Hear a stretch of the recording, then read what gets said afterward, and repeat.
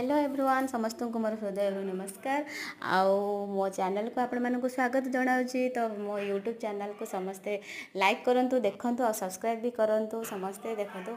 आमे आज दिन रे माँ पुओ बिंदास दिनटी आमे बितेइथिलु। तो सकाळ खाइलु चूड़ा सन्तुला तापर पखाळार गोटे छोटकोटिया भजा भाजी देलु।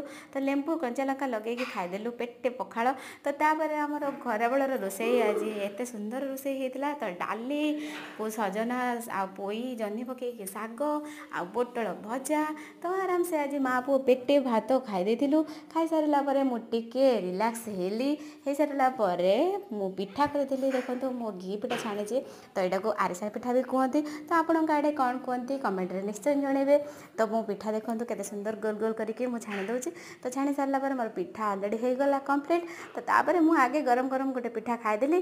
तो खाई सारिला परे देखंतु केते सुंदर लागला। तापर आ जा बाकी रहला टिफिन रे पुरे रखि देली। वीडियो